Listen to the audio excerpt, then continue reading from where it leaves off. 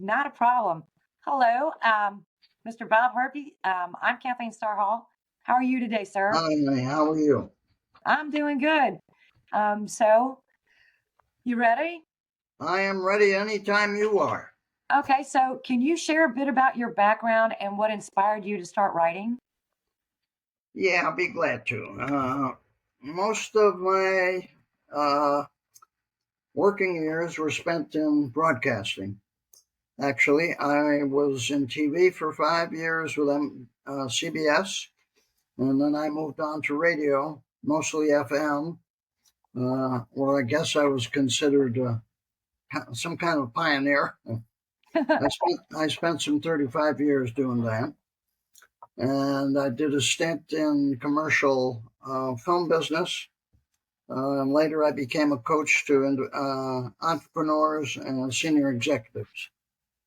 Okay. You know, I guess over the years, I did some writing because I wrote commercials, Yeah. and I did some business writing. Had some thoughts about trying, my hand at serious writing, but just never took the time. Yeah. So, being that I was always so doggone busy, my lifestyle suddenly came to a halt. Yeah. And that's when I decided I'd do a little writing. And Okay. at first, I had the idea of writing a story about from an Alzheimer patient standpoint. Yeah. But when we got into it, I found that it was just too difficult for both of us to try and get it out and get it on paper. So then I decided I was just going to write for fun. And Oh, that's okay. kind of what happened there. And I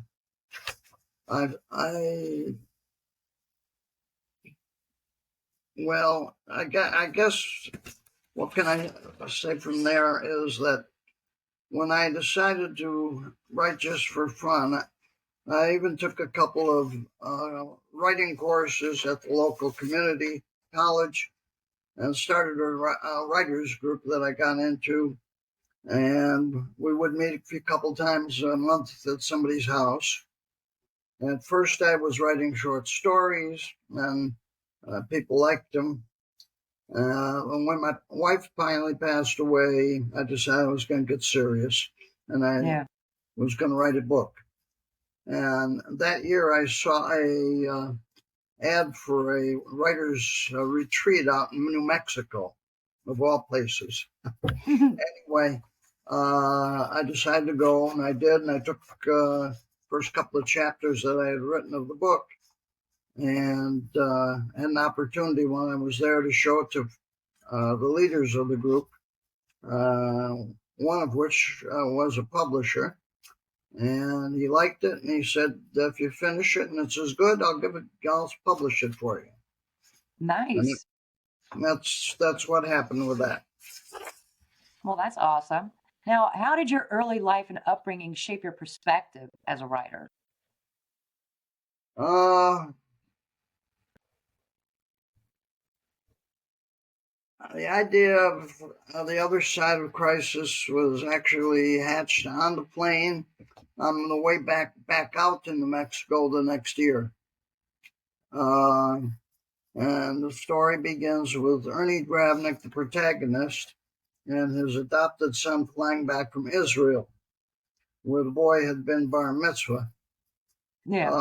During the flight, the plane goes through a couple of mishaps and ends up with Gravnick having to execute what little knowledge in flying he had to get the plane down. And during that time, he encountered a flight attendant whose name was Riana Dayan, who happened to be a descendant of Moshe Dayan, the celebrated Israeli general, and who herself was a well-known war hero who was being stalked by a treacherous Syrian terrorist.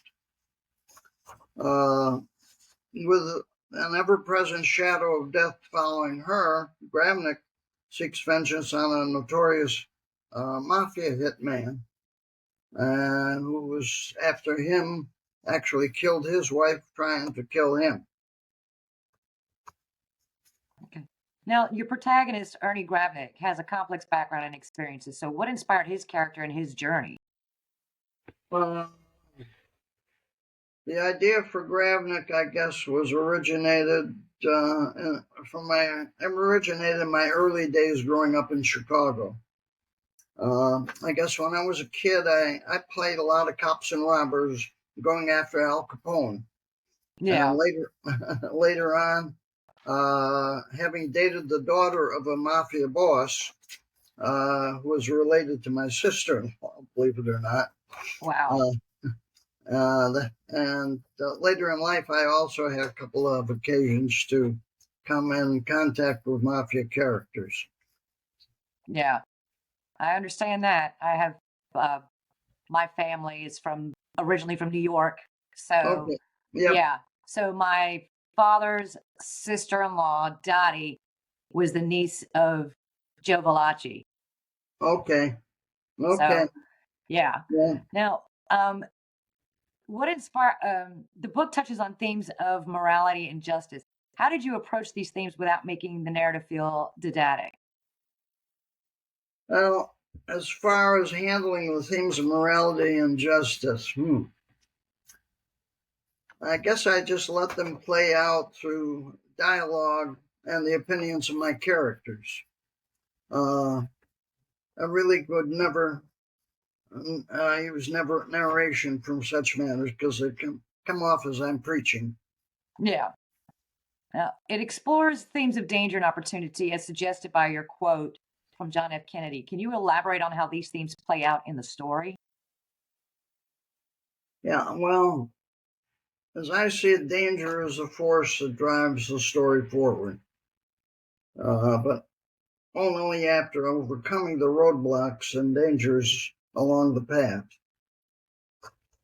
Okay. Now, how did you balance suspense and pacing in your writing and to maintain reader interest throughout the story? Suspense and pacing when writing a story, I like it to when, as a young man, I was a swimmer. Because just like a swimmer or a track star in a race, a story needs to begin with a loud bang of the gun, Yeah. followed by a strong shove off from the pool's edge, and then setting the pace for the long race. So to be followed consecutively by strong push-offs from either end of the pool again and again, and that moves forward toward the end of the race to the Okay. final touch of the pool's edge. All right. Can you share any tips or strategies for writing compelling suspense scenes? Well, as I just pointed out, one must consecutively push off as we reach the other end of the pool. It's a sense of feel that one must develop in writing. Every time I get the feeling that the pacing is slowing down, that's the time I have to push off again and make it happen. Now, are there any recurring symbols or metaphors in the other side of crisis that you particularly enjoyed weaving into the story? Yes, there are. Throughout the story, actually, though more so as I was nearing the end, I kept bringing back the concept of crisis and living with crisis. Okay. Now, were there any scenes or plot developments that surprised you as you were writing them? Actually, there was one chapter, the chapter where Riana and Ellie Rivkin were setting up their cover prior to going to Syria. The way it worked out did surprise me quite a little. Okay. So, what challenges did you face in blending fictional elements with real historical or cultural settings? Well, my research in writing the chapters that included the captors intermingling with Israeli and Syrian leaders and the country, his historic customs and surroundings were quite demanding. I had to check and double check to make sure that the writing would stand up under examination. Yeah. Now, do you see yourself in any of the characters, or are they inspired by people you know in real life? Yep.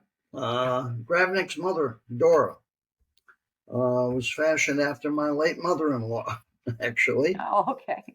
She was one of those rare people that can get away with saying every four-letter word that you can imagine. And she was very direct and told people what she thought. But yet she had so many friends. So I guess it worked. And I also think Gravnick may reflect a bit of my determination. Oh, okay. Now, can you discuss the development of Jonathan's character and his relationship to Ernie Gravnick? Yeah, Jonathan was the son of Gravnick's murdered wife, Julia Winton, as that was told in the first book, Gravnick book.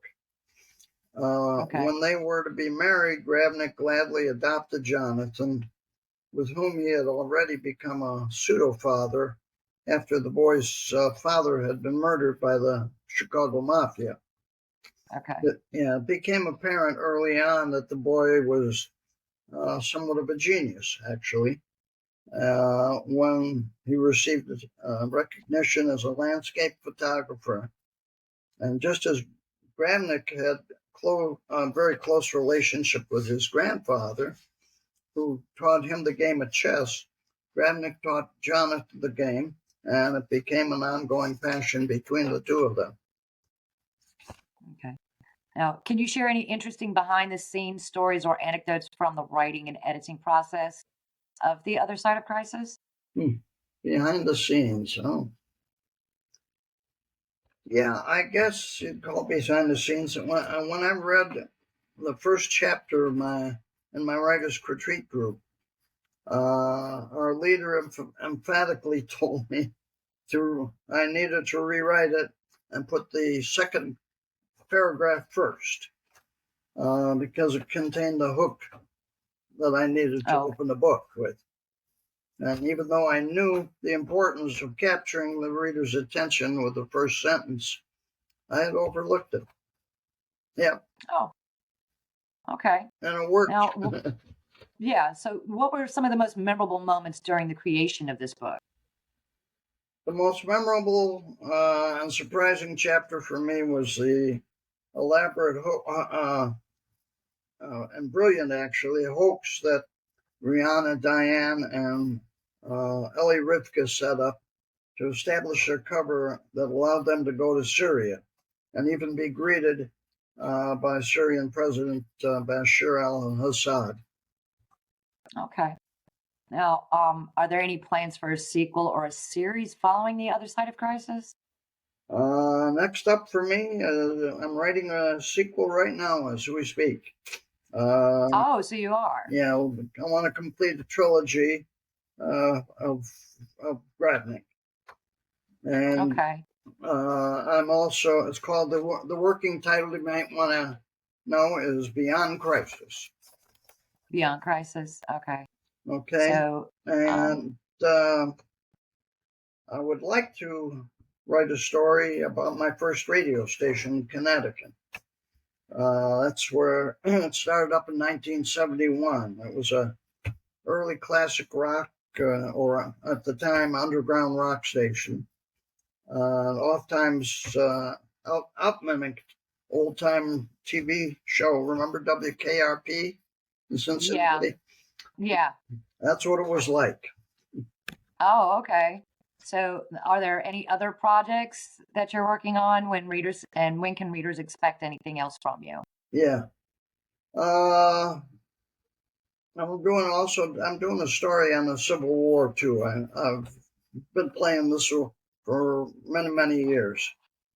Really? Yeah. So have you considered doing any stories like, I know, because you said that you worked in CBS and stuff. So back in the day, CBS that was the goal. You are at the beginning of the golden age of television. Yeah. So, what about some stories, about some of the people and the things that you encountered there?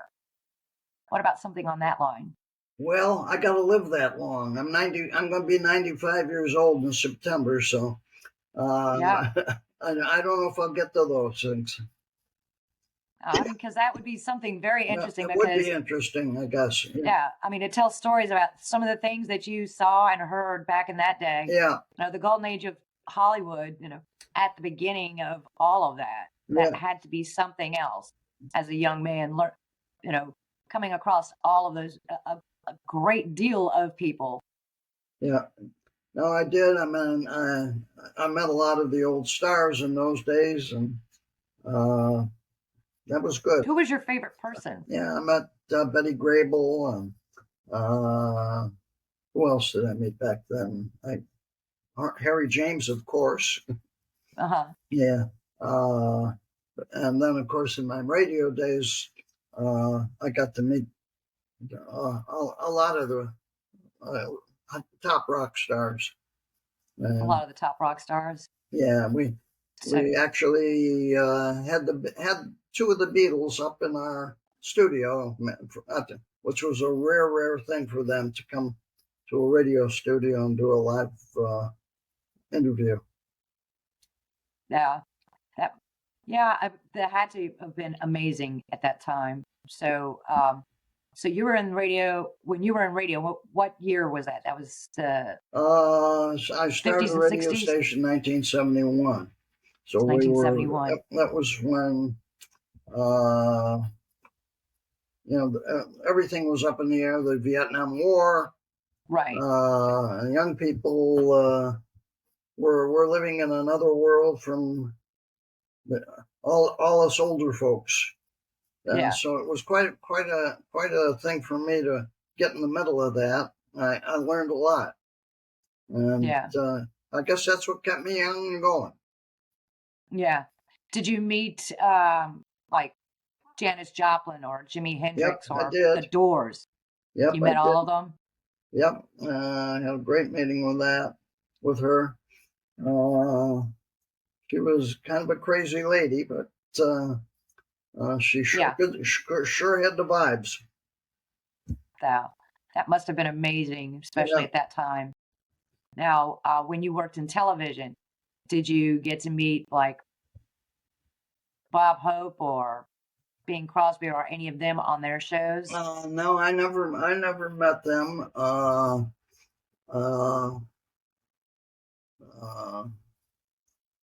Trying to think of some of the stars that I did get to meet with. The best one, I guess, I not only met Cher and just but at the time, Sonny and Cher were playing. Did a live thing on our TV station, and when they came out, I was sitting in the lobby, and I said, "Do you know how to get to the expressway?" And I says, "Yeah." And I started giving directions, and they said, "You know what? Come with us. Get in the limo with us and get us up there." So I you were there in the car, and we had quite a conversation while we drove. The limo took us up to show them how to get on the expressway. Then they brought me back. See, that would be probably a very interesting book based on your life and the things that you've done in your life and the people you've come across.